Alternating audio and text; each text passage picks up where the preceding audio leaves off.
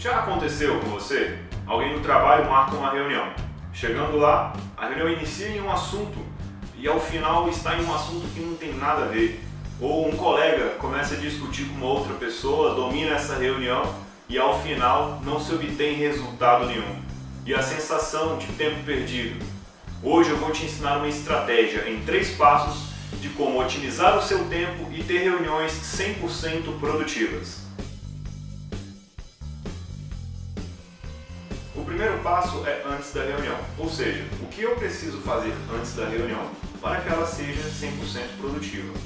E a primeira pergunta que você precisa fazer é: qual o objetivo ou qual o motivo dessa reunião? Normalmente reuniões existem para 2 motivos. O primeiro, informativo, e o segundo, resolução de desafios ou problemas. Reuniões informativas, que são aquelas para enviar uma nova circular, uma nova norma da empresa, ou tornar conhecimento de alguém o resultado de uma operação. Essas reuniões estão caindo em desuso da ótica da produtividade, porque informar sobre o resultado de algum departamento, isso você pode fazer por e-mail. Tornar ciência dos colaboradores sobre um assunto, você pode fazer no grupo do WhatsApp. Então, reuniões produtivas são aquelas que são solicitadas para resolver alguma pendência ou problema em comum da empresa. Por que são necessárias essas reuniões? Porque você precisa de pessoas com óticas diferentes, com atribuições diferentes, pensando em comum em efeito de resolução de um problema específico. E aí, hoje a gente vai tratar a respeito de reuniões para resolver desafios.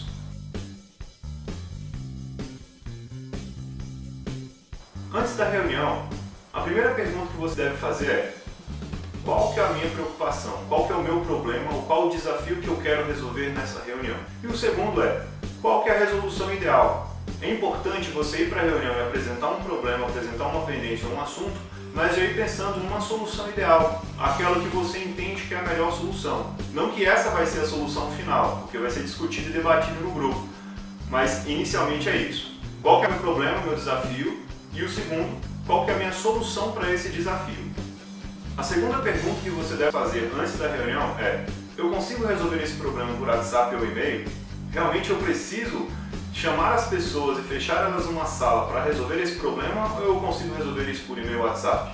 Então vale a dica pensar isso, porque tempo é o recurso mais escasso nos dias de hoje. O terceiro ponto que você deve analisar antes da reunião é quais pessoas que precisam participar dessa reunião. Você já participou de alguma reunião onde não contribui em nada ou que as suas atribuições não tinham nada a ver com o assunto discutido?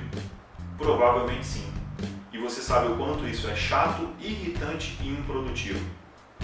Então, antes de uma reunião, pense quais são as pessoas que de fato vão, na essência, resolver aquele assunto. As outras pessoas, elas não precisam estar ali. Elas podem simplesmente ser informadas por e-mail sobre as decisões que foram tomadas na reunião. Então pense bem em quem você vai convidar para a reunião.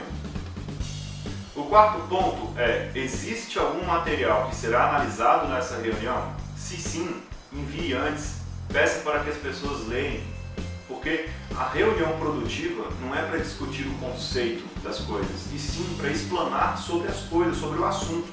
Não é para você chegar na reunião e ficar discutindo o conceito sobre o material. A pessoa faz o dever de casa, estuda antes e chega lá simplesmente com conhecimento igualizado para que seja discutido.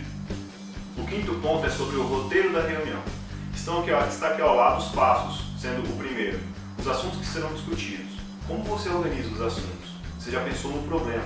Então você estrutura de forma lógica quais são os passos necessários para a resolução desse problema. O segundo ponto e dica para a construção do seu roteiro é deixar os assuntos mais complexos primeiro.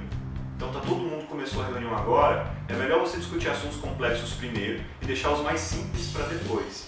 Um outro ponto importante no seu roteiro: analisar o tempo que você vai gastar para discutir cada um desses assuntos. E reuniões produtivas, elas não podem passar de 20 minutos. Um assunto que você discute em 20 minutos, você também consegue discutir em 2 horas.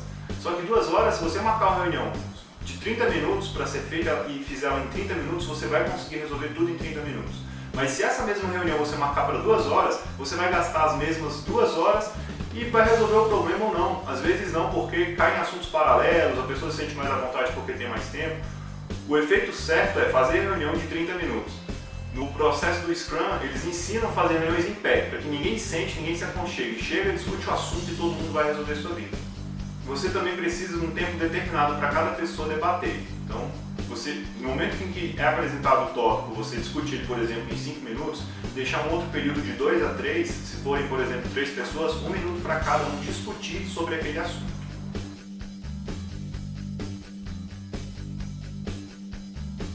O segundo passo para reuniões estrategicamente produtivas é o que fazer durante a reunião. A primeira coisa que você tem que fazer é seguir a pauta de forma rígida, discutir somente os assuntos que foram elencados e respeitar o tempo que você determinou para cada um desses assuntos. O outro ponto é nomeie alguém para tomar nota enquanto vai sendo discutida a reunião, uma pessoa para anotar todas as decisões que foram tomadas. O terceiro é você tem que ser o mediador dessa reunião. Sendo mediador, você tem que envolver todos têm que participar. A pessoa que for tímida, faça com que ela fale. Essas pessoas tímidas, normalmente, ela pode estar com a resolução do problema na ponta da língua, mas não fala, porque não foi convidada a falar. Também controle os tagarelas, aquele pessoal que quer dominar a reunião, que você já sabe que ela domina, converse com ela antes da reunião. Marque 10 minutos antes com essa pessoa para já controlar a ansiedade dela. E também medir as discussões. Começou uma discussão, uma conversa paralela, medie. Não deixe prolongar muito tempo. Então você tem que agir de forma como mediação para que essa reunião flua bem. Durante essa reunião, se surgir algum outro assunto diferente do que foi prescrito no roteiro, você pode fazer duas coisas.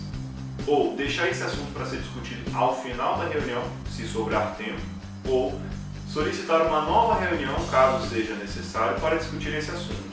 Você tem que cumprir de forma rígida a pauta que foi determinada previamente. Ao final dessa reunião, é produtivo fazer um resumo sobre o que foi discutido nessa reunião. Primeiramente, para entender se aquelas pessoas que estão saindo dali com algumas tarefas a fazer, se elas entenderam de fato o que é para ser feito. E também as outras pessoas se entenderam de fato quais foram as decisões tomadas. E aqui a gente elenca 3 dicas do que você fazer durante a reunião. Primeiro, bebidas quentes. É comprovado cientificamente que bebidas quentes como café ou chás, elas são acolhedoras. Elas fazem com que as pessoas se sintam mais acolhidas ao ambiente, diferente de água gelada ou cerveja.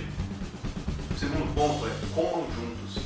Comer juntos é comprovado cientificamente também que, por exemplo, famílias, lares que almoçam juntos, que jantam juntos, são famílias mais unidas. Então comer juntos, sair para jantar ou almoçar com a equipe também é muito importante, é muito acolhedor. E o terceiro ponto é confirme os horários antes de acontecer. Então, se você vai ter uma reunião, confirma com o pessoal, seja no corredor, seja no WhatsApp ou até mesmo por e-mail, se eles já estão cientes de fato do horário da reunião. Tudo isso faz com que sua reunião aconteça de forma rápida, produtiva, de acordo com o roteiro, sem sair do ponto e de forma efetiva.